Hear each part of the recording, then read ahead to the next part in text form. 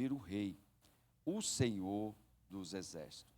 Então, um dos serafins voou para mim, disse Isaías, trazendo na mão uma brasa viva, retirada do altar com uma tenaz.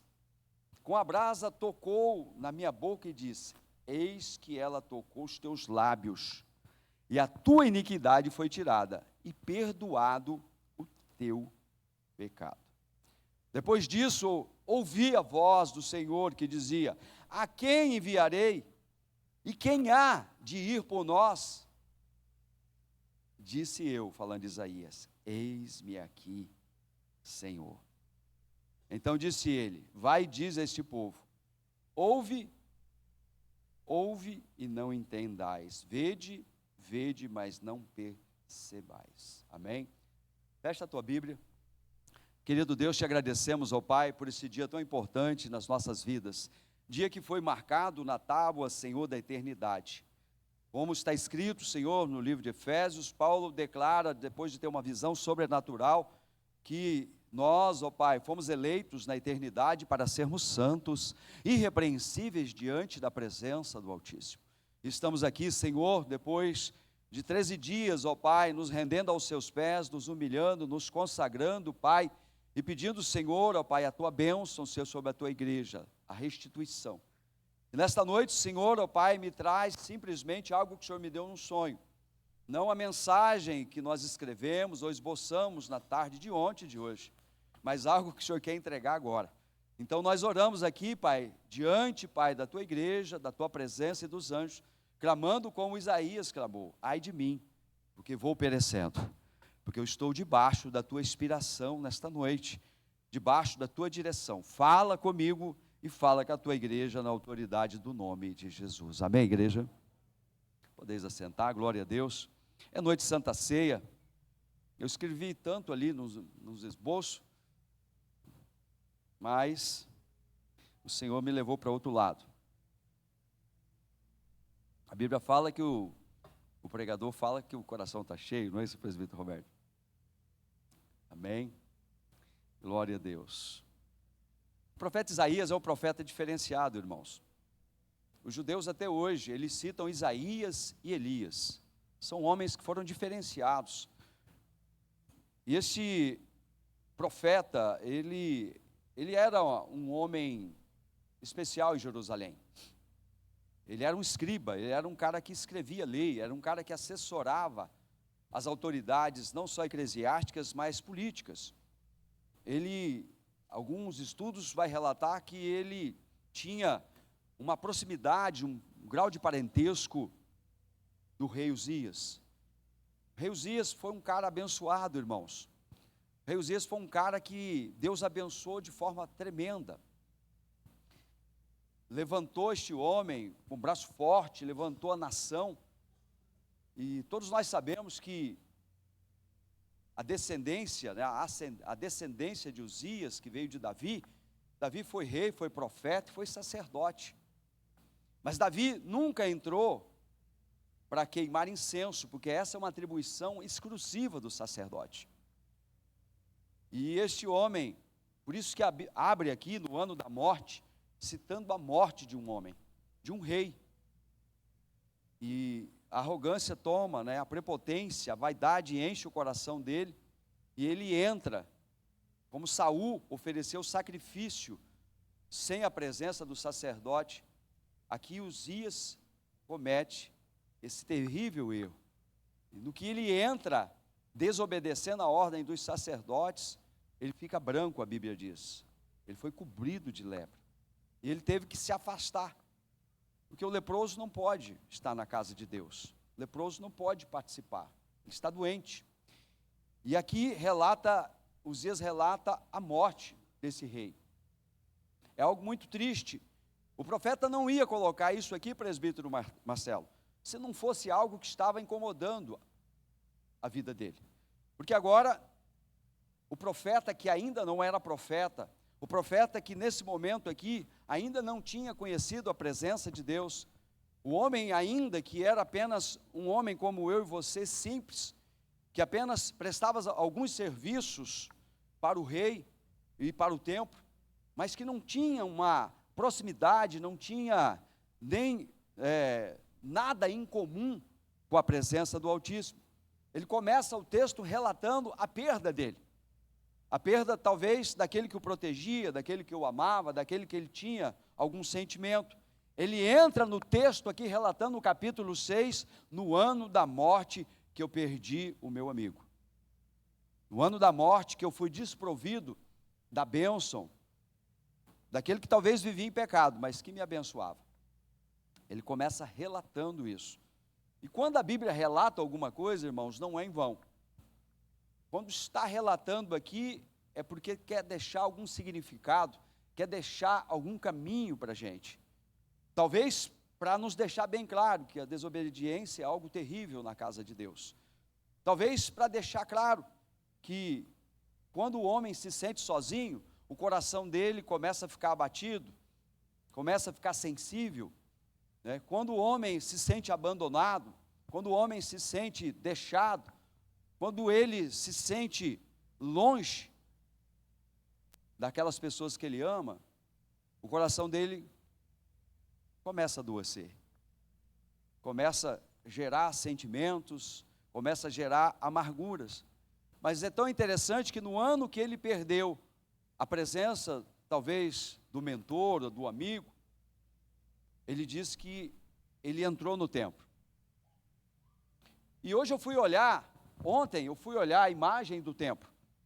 O templo é um local cercado, irmãos. Cercado. Totalmente cercado os 4 lados. Independente a porta que você tomava, você tinha que passar pelo átrio, que era o local do sacrifício. Quando você saía do átrio, você tinha que entrar no lugar santo, e depois no Santo dos Santos. Mas só quem tinha acesso a esses 2 compartimentos eram os sacerdotes. Eu não sei o momento que Isaías vivia, Ivan, que ele diz que entrou no templo. O templo não tinha essa acessibilidade. Quando a gente fala templo, a gente entende talvez que seria um templo igual esse, que nós entrávamos, eles entrassem para adorar, ou para se curvar, queimar incenso, mas não era. Era compartimentos pequenos. Era o sacerdote que entrava ali. E o sumo sacerdote uma vez por ano no Santo dos Santos. Mas eu acredito que esse homem estava muito sensível. E pela proximidade que ele tinha com os sacerdotes, ele deve ter recebido a permissão para entrar no lugar santo. Ou ele foi fazer alguma coisa, uma manutenção. Ele trabalhava ali. Ele trabalhava no templo. Mas o que marcou o capítulo 6 não é que ele relata a morte do rei Uzias. Aqui não é nada, ele está marcando o tempo. Ele está colocando uma data no dia que mudou a vida dele, no dia que transformou a vida dele, no ano que mudou. Muitas vezes a gente tem que passar por algumas perdas, a gente tem que passar por algumas dificuldades para a gente tomar a atitude certa na nossa vida. Eu creio que foi só depois que ele perdeu o ponto de apoio, que ele perdeu o ponto de consonância, ele perdeu o ponto que ele construiu uma resiliência, ele tomou a atitude certa. A Bíblia diz que no ano da morte do rei Uzias, eu vi o Senhor assentado sobre o seu alto e sublime trono, e as abas das suas vestes enchiam o templo. Ele tomou uma atitude. Ele tomou uma atitude de buscar a presença de Deus.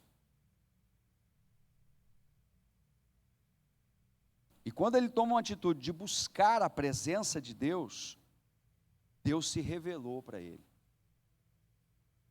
Mas aqui a revelação ela foi muito forte. Porque Deus se apresenta aqui assentado no seu alto e sublime trono. E aqui, a Bíblia diz que as abas enchiam, as suas vestes enchiam o templo. Deus estava falando assim para Isaías: Isaías, começa a observar a minha glória. Mas acima de tudo, começa a observar aonde eu estou sentado. Eu estou sentado num trono. Este trono é um trono de justiça. Eu estou julgando céus e terra. Eu sou aquele que há de vir para julgar céus e terra. Ele estava deixando bem claro para Isaías que o ministério dele seria um ministério profético, que ia apontar o juízo de Deus, principalmente para a mancha do pecado, do erro e da injustiça. O livro de Ezequiel, capítulo 1, verso 3, você vai notar que Ezequiel, lá na Babilônia, ele tem a mesma revelação. No Apocalipse, já no Novo Testamento, capítulo 4, o apóstolo João, depois de ser colocado num caldeirão com óleo fervendo, e não lhe conseguiram tirar a vida, mandaram ele para a ilha de Patmos. Lá na ilha de Patmos, ele conseguiu ter a mesma visão de Isaías e a mesma visão de Ezequiel. Uma visão, irmãos, ela traz uma revelação, ela traz uma direção. E quando ele diz, eu vi o Senhor assentado num alto e sublime trono, e as abas das suas vestes enchiam o templo. Deus está falando, olha, eu sou soberano. Aonde há minha presença, não tem espaço para mais nada. É por isso que Jesus diz assim, ó, não tem como você servir a dois senhores. Ou você serve a Deus, ou você serve a Mamon. Porque quando você serve a Deus, não tem espaço para mais nada na sua vida. Deus vai completar a tua vida, Deus vai completar a tua casa, Deus vai completar o teu ministério, Deus vai completar onde você colocar a planta dos pés. Aliás, eu tenho ministrado aqui, que quando você está com Deus, aonde você chega, Deus chega junto, e aonde você chega, Deus estabelece a glória dele, e incomoda as trevas. Incomoda. Irmãos, aonde você chega, incomoda as trevas. Ontem eu tive uma experiência dessa. Cheguei num lugar, comecei a incomodar, do nada. Falei, Senhor, toma conta, porque procurei, geralmente o Edmilson vai almoçar por lá, falei, cadê o Edmilson, né? Falei, já que o Edmilson não está aqui, eu vou apelar pelos anjos do Senhor. Senhor, trava esse camarada lá, porque dá um jeito nele aí, porque ele está endemoniado. Aonde você chega, você incomoda as trevas. Sabe por quê? Porque a tua presença está cheia da glória de Deus. Incomoda as trevas, e as trevas têm que bater em retirada. As trevas têm que sair do teu caminho, têm que sair daquele espaço. E isso incomoda, porque muitas vezes eles estabelecem o trono, o principado deles ali. Mas quando chega um homem de Deus, um jovem de Deus, uma mulher de Deus, eles têm que pegar o saco sujo, colocar nas costas e bater em retirada, porque chegou um homem, uma mulher de Deus, cheio da glória do Altíssimo. Isaías teve essa visão fantástica. Imagina você ter a visão do trono. Não foi apenas um trono, foi o trono com toda a tua glória. Ele diz que as abas das vestes enchiam aquele lugar, e a fumaça, a glória encheu. Note bem você ter uma visão dessa. E é tão fantástico ainda que ele não vê só a presença de Deus, mas ele vê o contexto geral, presbítero Mário. Ele vê os serafins voando na glória de Deus. E ele consegue ver tão perfeitamente, irmão Fábio, que ele não vê só os serafins, mas ele vê o formato dos serafins. Ele vê que os serafins tinham 6 asas. E o que é mais interessante ainda, 2 asas cobriam os olhos, 2 asas cobriam os pés. Eles mantinham apenas 2 asas para manter eles no ar, voando sobre a glória do Altíssimo. Mas pastor, por que tampava os olhos? E por que tampava os pés? Eu perguntei isso para Deus. Por que não usas as 6, já que Deus deu as 6 para você? Interessante, né? É porque eles só precisam de 2 para se manter no ar. As outras, eles colocam em funcionamento para tampar os olhos. Porque aquele que está na presença de Deus, ele não precisa enxergar muita coisa, porque quem dirige ele é o Senhor. Aliás, como o Senhor dirigia eles sob a sua glória, e já lhe dava 2 asas para eles voar, então ele estampava os pés em sinal de reverência. Lembra quando Josué, ele pisa na terra santa, e ele dá de cara com um ser angelical, uma teofania, e o anjo fala assim: tira as sandálias do pé, que esse local aqui é santo.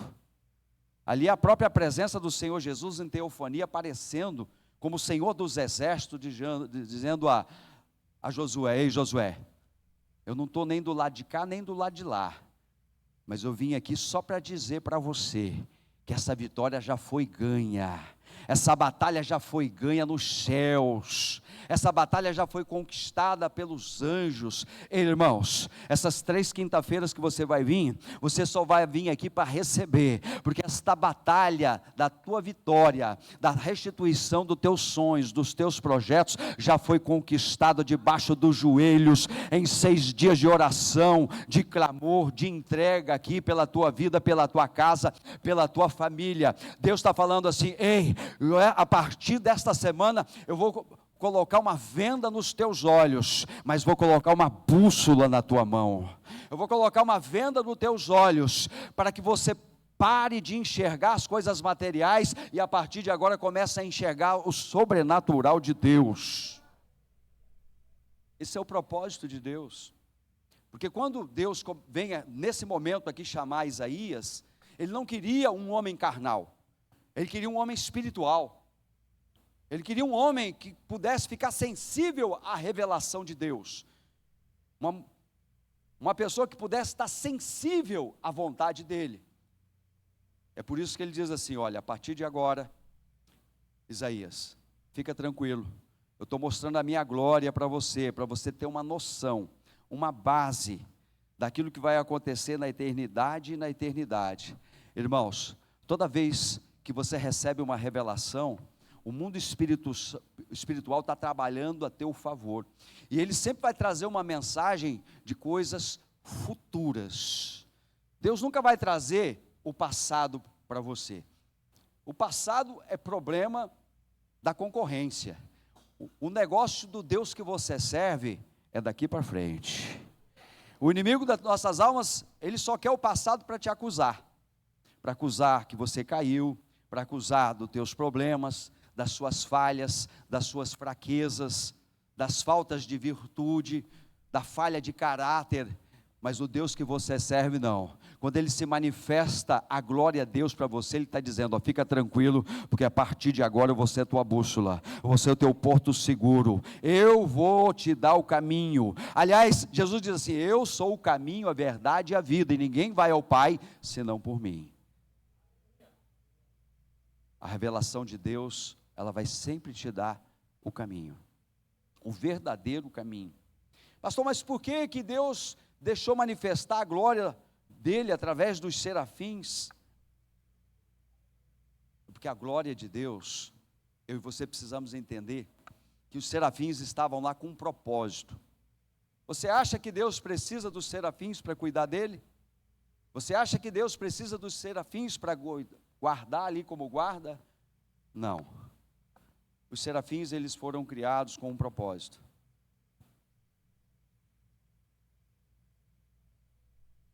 Quinta-feira, Deus me deu uma rápida palavra dizendo assim: Deus não está com expectativa pela sua adoração. Deus não está esperando você gritar, se levantar. Deus está preocupado com o coração dos adoradores. Ele não está preocupado com a sua adoração, Ele está preocupado com os adoradores. Pastor, mas quer dizer que eu não preciso adorar mais? Aí já é problema seu, porque se você não adorar, como é que você vai revelar o coração de adorador? Tem adorador aqui nesta noite? Deus está em busca dos verdadeiros adoradores, aqueles que possam adorar em espírito e verdade, aqueles que podem cobrir o teu rosto e dizer: Pai, eu estou na tua dependência a partir deste momento, a minha casa está na tua dependência, o meu casamento está na sua dependência, os meus negócios estão na sua dependência. Pastor, mas o mundo não é assim. Não, o mundo lá fora, mas você que está aqui dentro é assim. Por que que a gente bate tanto a cara na parede? Por que que a gente bate a cara tanto, cai, bate a cara na lama, se suja? É porque a gente começa a querer andar com a nossa própria força, a gente quer andar com o nosso próprio conhecimento, a gente começa a querer andar se pautando, no nosso entendimento, se pautando no todo o nosso entendimento, através do nosso canudo, através da nossa faculdade, do know-how que nós adquirimos ao longo de todo um tempo, e a gente esquece que nós fomos chamados com o propósito de andar na direção de Deus. E a direção de Deus, irmãos, ela é diferente da direção do mundo. Deus sempre tem me dado essa direção dessa palavra. Deus sempre vai direcionar você na contramão. Nós sempre vamos andar na contramão. A contramão do mundo é o caminho do crente. E para isso, não tem como. Você não está inspirado. Pastor, mas como é que eu posso receber essa inspiração, eu ter essa visão do trono de Deus, eu ter essa direção para que eu possa? Isso é muito fácil. É só você buscar um pouquinho mais. Faz como Isaías.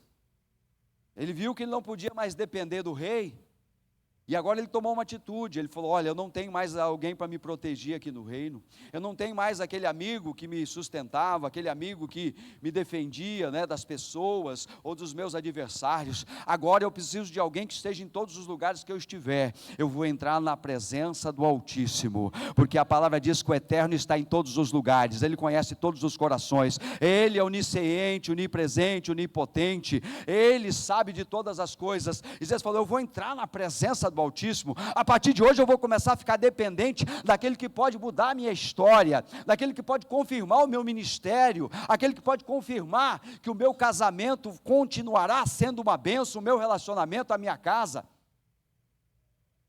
Isaías tomou essa atitude.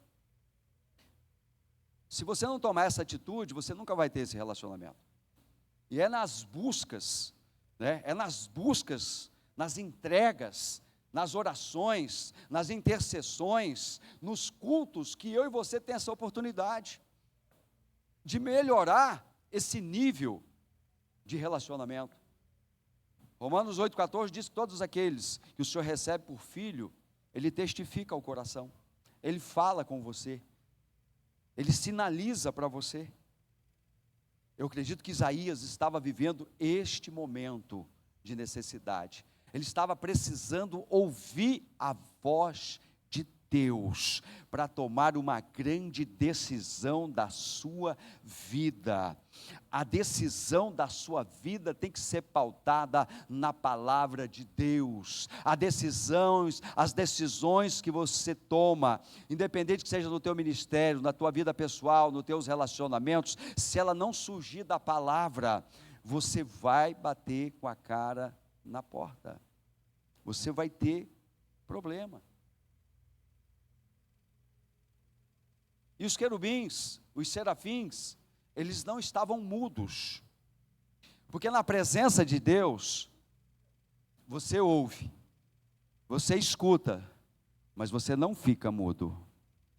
Na presença de Deus, você não fica quieto.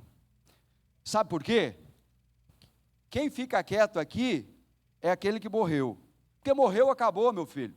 O livro de Hebreus diz assim, que ao homem é dado o direito de nascer e morrer uma só vez, depois disso vem o juízo. Agora, para mim e você que está vivo, na presença de Deus, nós estamos ouvindo, recebendo direção, recebendo graça, recebendo poder, recebendo autoridade, recebendo ousadia, intrepidez, recebendo bênção de cura, de transformação, de edificação, mas a boca está fazendo o mesmo gesto e soltando o mesmo som que os serafins: santo, santo, santo, santo, santo, Santo é o Senhor dos exércitos, Santo é o Todo-Poderoso. Tem alguém aqui que está ouvindo a voz de Deus nesta noite? Então abre a tua boca nesta noite, aproveita o momento que o Espírito Santo está presente e deixa Ele ouvir a tua voz. Adore o Senhor nesta noite, só para o Senhor poder sentir. Tem um verdadeiro adorador aqui nesta noite.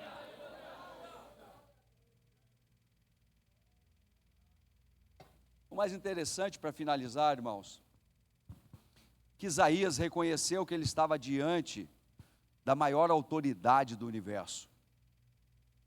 Ele reconheceu, ele entendeu que ele estava pisando num lugar santo, a presença de Deus. O lugar da presença de Deus é lugar de reverência. Diz para o irmão do lado, reverência. Reverência na casa de Deus. A gente vai ficando, a gente, pela bondade, pela misericórdia de Deus, nós vamos esquecendo que nós estamos dentro da casa de Deus. E a gente vai esquecendo que existe algo que Deus cobra de nós chamado reverência. Reverência é silêncio na hora da oração. Reverência é não papear, trocar ideias, conversar no momento que iniciou a obra de Deus. Reverência é você ter temor e tremor quando você colocar a planta dos pés aqui. Reverência é cuidar daquilo que você fala. Aliás, cuidar daquilo que você fala não é só aqui dentro, mas aonde você estiver, porque o que você fala ecoa para a eternidade. Reverência é o que está faltando no meio cristão.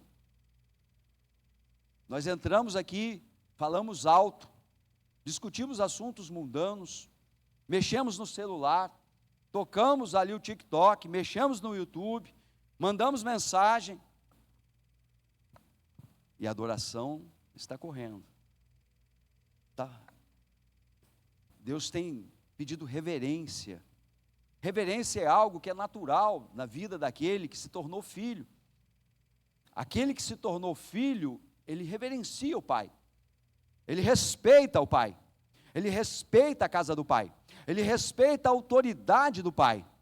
Aquele que se tornou filho, ele começa a olhar para a autoridade do pai com temor, com tremor. Isaías começa a sentir isso. Que o ministério profético dele ia ser algo que ia impactar gerações. 700 anos de Jesus, hoje 2.725 anos. A palavra profética que Deus deu para ele está ecoando hoje nas nossas vidas. Aquilo que você faz aqui e aquilo que você faz na tua casa vai ecoar profeticamente na vida da tua descendência, na vida dos teus filhos. Porque a reverência que você tem de Deus vai mostrar para o teu filho que ele também precisa ser reverente a Deus. Se você não tem reverência a Deus, o teu filho não vai ter reverência. Se você não se mostra justo, ele não vai ser justo. Salmo 18, a partir do verso 19. A mesma reciprocidade que Deus se revela para Davi, dizendo, olha, Davi, conforme a justiça das suas mãos, eu faço justiça na tua vida. Se você é bom, eu sou bom. Se você é benigno, eu sou benigno. Se você é justo, eu sou justo. A mesma reciprocidade que você tem para com Deus, é a reciprocidade que o teu filho vai ter com você. O mesmo caminho que você olha, o formato que você olha para Deus, é o formato que ele vai olhar para Deus. Se você tem reverência, ele vai crescer aprendendo a reverência ao autor e consumador da fé. Mas se você não é reverente, ele vai ficar um pouquinho pior ainda. A Bíblia diz que algo foi tremendo, porque as bases do limiar se moveram à voz do que clamava. E a casa se encheu de fumaça, da glória de Deus. E aqui, Isaías reconhece aonde ele estava e o que estava acontecendo na vida dele. Ai de mim, irmãos, muitas vezes o que nos falta é reconhecer o momento que nós estamos vivendo. Muitas vezes o que nos falta é reconhecer o tempo que nós estamos vivendo.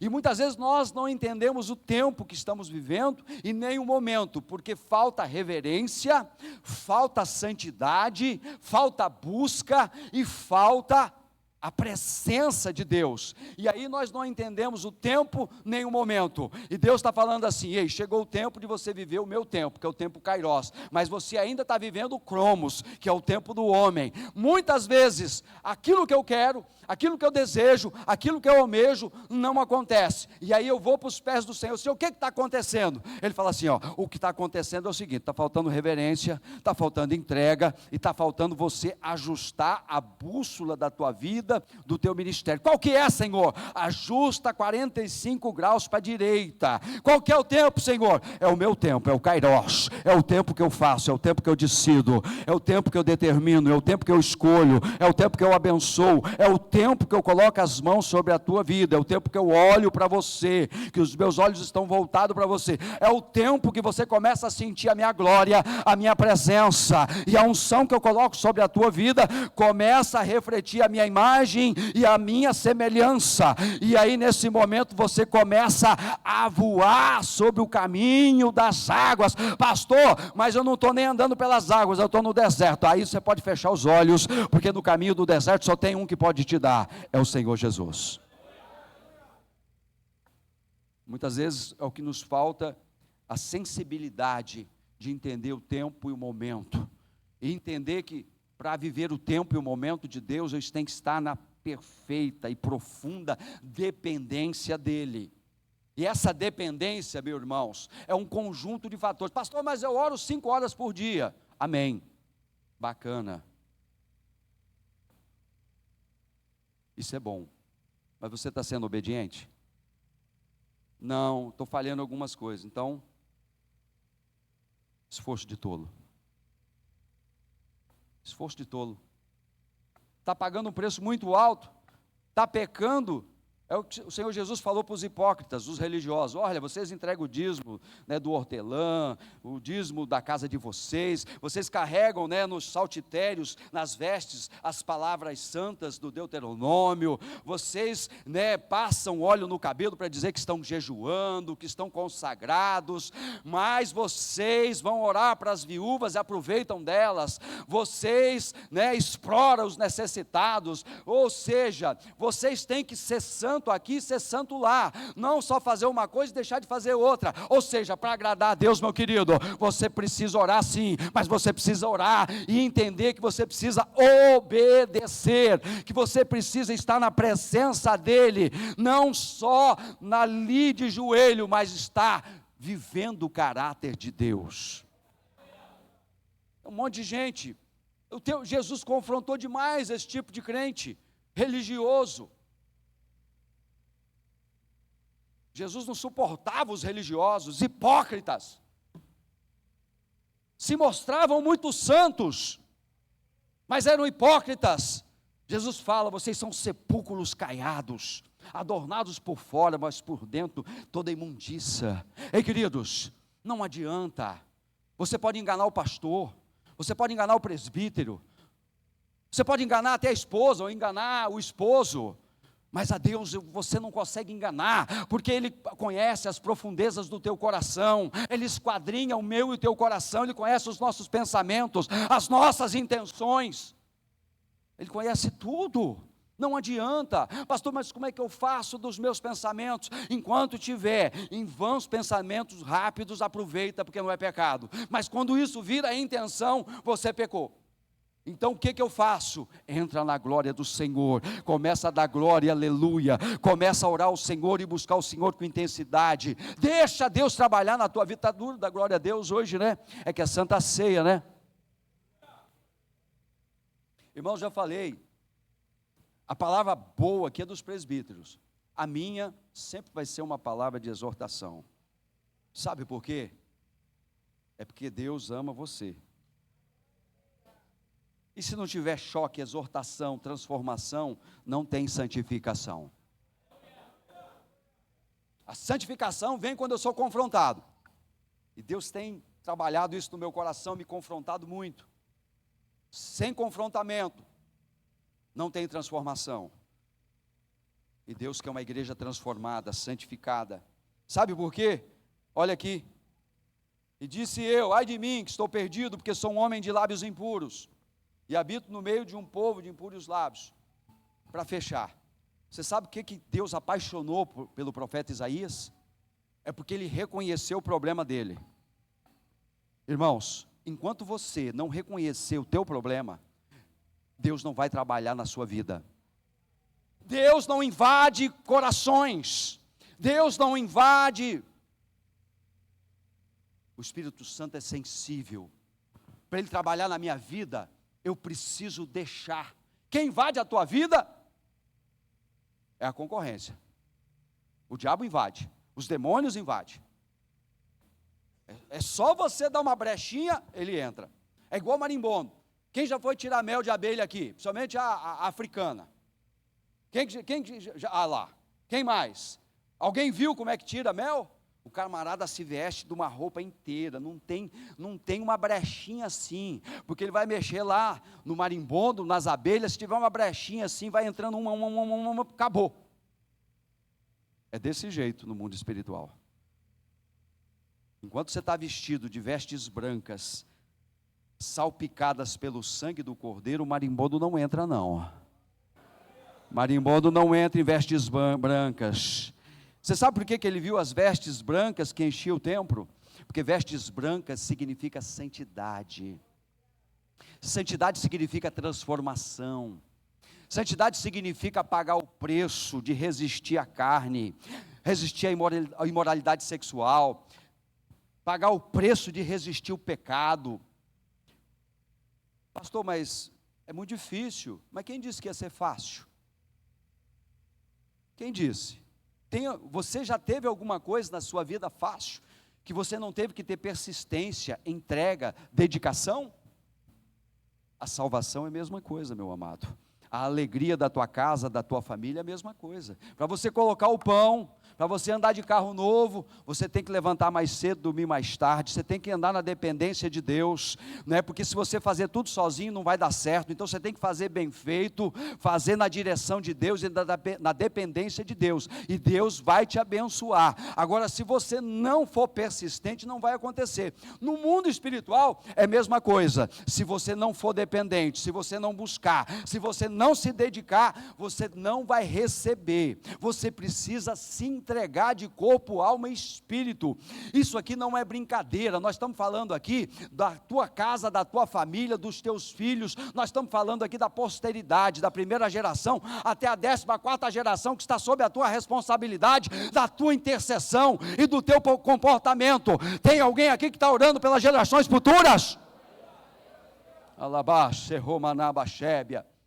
O que Deus apaixonou pelo profeta é que ele não estava atrás do poder, ele já começou se humilhando.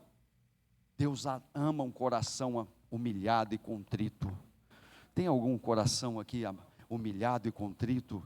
Irmãos, não tem nada mais que atrai a presença de Deus do que... Eu não estou falando aqui dos humildes. Se o camarada falou que é humilde, ele já está mentindo. Eu não falo que sou humilde porque eu não sou. É mentira. Eu estou falando no coração contrito, que se humilha na presença de Deus, reconhecendo que é fraco, que é necessitado do perdão, que é necessitado da misericórdia, da graça. Deus não resiste um coração contrito. Você quer ver o coração de Deus se voltar quando uma lágrima cai, uma lágrima quente, água e sal. Os demônios não resistem, eles têm que fugir da tua presença. Mas Deus, quando você chora na presença dEle, querido, Ele olha para você, estende as mãos, os anjos, os querubins começam a se voltar e voar ao teu redor, porque você reconheceu. Foi o que aconteceu com Isaías. Isaías, ele falou, ai, doutor Christian, ai de mim, que vou perecendo, porque eu sou um homem de lábios impuros, e habito no meio de um povo de impuros lábios. Deus falou, peraí, você reconheceu o teu problema? Você entendeu que o teu problema é a boca?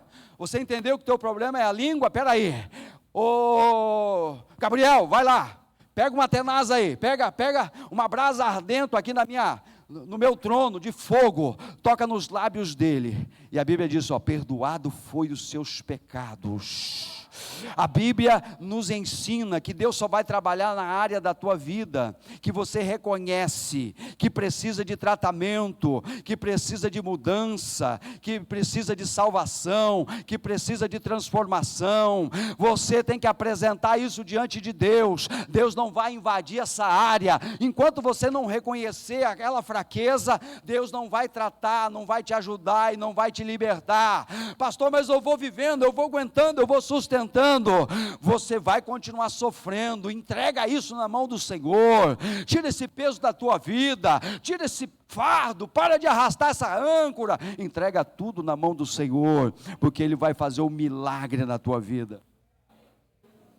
Ele vai mudar a história do teu ministério, Ele vai mudar a história da tua casa, Ele vai mudar a história do teu casamento, Ele vai mudar a história da tua descendência, porque você é a bênção da tua casa. Queridos, a mensagem é essa: eu preciso reconhecer aonde eu preciso ser tratado. Eu sei que dói, né? Ninguém quer ser tratado, mas se eu e você não for tratado na área que nós precisamos, eu não sei qual a área que Deus precisa tratar. Muitas vezes a gente precisa fazer um jejum, fazer uma oração, fazer uma consagração, porque isso precisa de sensibilidade, porque você tem que quebrar o ego para reconhecer isso, você tem que tirar o egoístinha que mora dentro de você. Não é fácil. Isso é como o Senhor Jesus explicou para aquele povo que estava querendo expulsar o demônio não saía. Ele falou, essa casta só sai com jejum e oração, meu irmão. E não é diferente de mim e de você. Se não tiver uma consagração, uma humilhação, a gente não consegue ceder. Como é que eu vou entender e vou reconhecer que eu sou um problema aqui na vida do irmão? Não, o problema é o irmão, eu sou gente boa, o problema é ele. Já tem uma área definida. Se você tiver um problema com o irmão e falar, olha, o problema é ele, eu sou santo, você já tem um caminho, tá? Já tem um caminho definido, você já começar.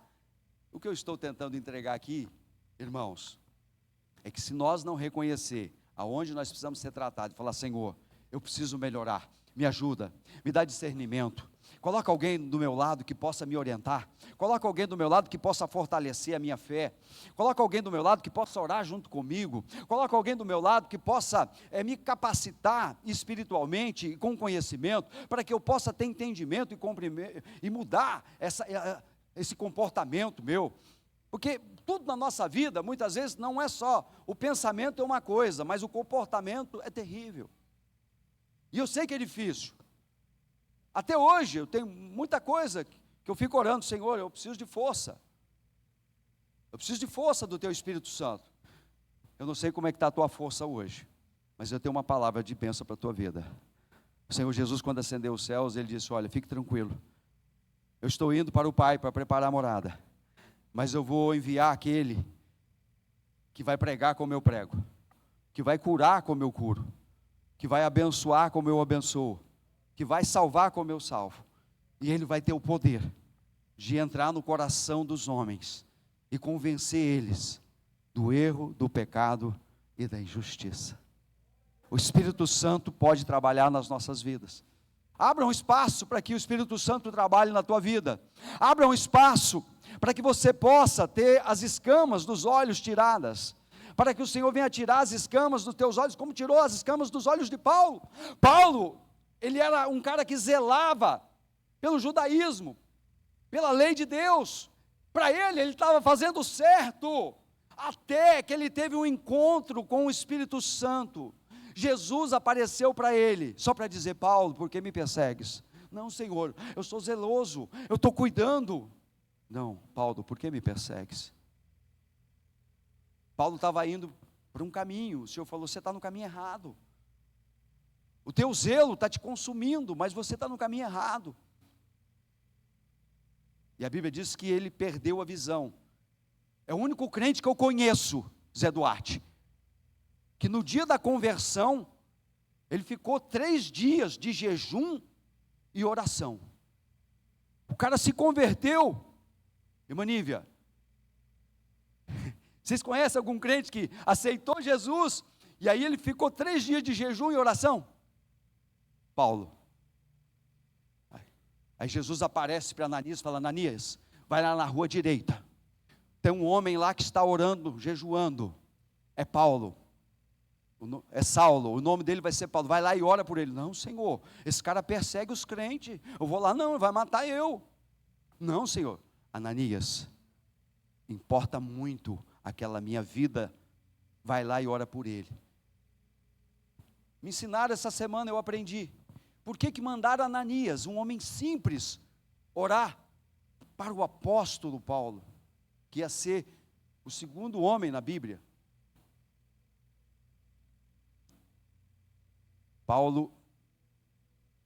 Saulo era grande. Quando Ananias vai lá, põe a mão na cabeça dele, ele se torna Paulo, homem pequeno. O Senhor manda eu orar para você. Eu sou um homem simples, um homem comum, mas eu estou aqui orando por você. Senhor, por que o Senhor mandou um homem simples? Por que o Senhor não mandou Pedro, João, Tiago orar por mim, que foram teus discípulos? Paulo, você precisa entender que aqui, quanto maior, mais serve na minha casa. Aqui o maior serve os maiores. Aqui o menor serve todos. O maior aqui é o menor. Paulo, aqui, a hierarquia vem do meu trono. Aqui, a autoridade é eu que determino. Você está começando hoje. Esse já está na minha presença faz dias. E ele está debaixo da minha autoridade para orar por você. Paulo, já começa o teu ministério aprendendo. Entra debaixo da autoridade de Deus. Vamos ficar de pé no nome de Jesus? Irmãos, tudo que nós precisamos e tudo que Deus quer é que nós estejamos alinhados com a tua palavra. Esse alinhamento só vem quando a gente começa a entender as nossas fraquezas, como Isaías entendeu. Grupo de louvor. 1 Coríntios, na tela.